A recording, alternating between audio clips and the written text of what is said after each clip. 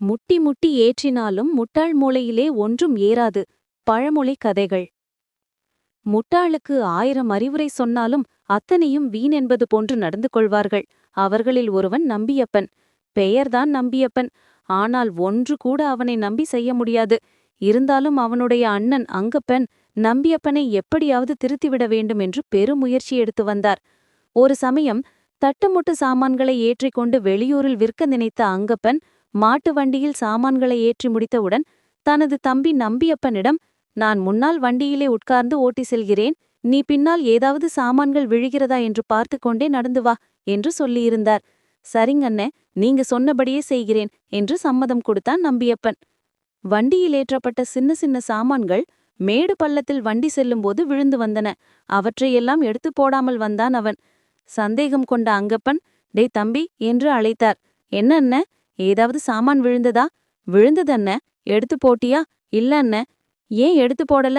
நீங்க விழுகிற சாமானே பார்த்துட்டு தான் வர சொன்னீங்க, எடுத்து போட சொல்லலையே. அட முட்டாள் தம்பியே, இனிமேல் எது கீழே விழுந்தாலும் பத்திரமாக எடுத்துக்கொண்டு வா என்றார் அங்கப்பன். அப்படியே செய்கிறேன் அண்ணா என்று கூறினான் நம்பியப்பன். சிறிது தூரம் வண்டியை ஓட்டிய அங்கப்பன் தம்பி என்று அழைத்தார். கையில் ஒரு பொட்டலத்துடன் வண்டிக்கு முன்னே ஓடியவன், அண்ணா என்றான். ஏதாவது விழுந்ததா? விழுந்ததண்ண. என்ன செய்தே? பத்திரமாக எடுத்து பாதுகாப்பாக வைத்திருக்கிறேன் என்றான் நம்பியப்பன். என்ன பொருள்? இதோ நீங்களே பார்த்துக்கோங்க என்று துணி மூட்டையை விரித்து காட்டினான். அதில் மாடு போட்ட சாணம் இருந்தது. அட முட்டாள் தம்பியே, என்னடா இது, சாணியை எடுத்து வந்திருக்க என்று கோபத்துடன் கேட்டார். அண்ணே, நீங்க எது விழுந்தாலும் எடுத்து பத்திரமாக கொண்டு வர சொன்னீங்க. நானும் கவனமாக தான் பார்த்துக்கிட்டு வந்தேன். வண்டி மாடு போட்ட சாணம்தான் கீழே விழுந்தது.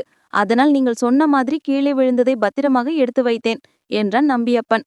முட்டாப்பயலை, உன்னை இந்த ஜென்மத்துல திருத்த முடியாதுடா. உன்னை திருத்த நினைத்த நான் தாண்டா முட்டாள் என்று அங்கப்பன் தனது தலையிலே அடித்து கொண்டான். உங்களுக்கு இந்த வீடியோ பிடித்திருந்தால் லைக் பண்ணுங்க, கமெண்ட் பண்ணுங்க, சப்ஸ்கிரைப் பண்ணுங்க.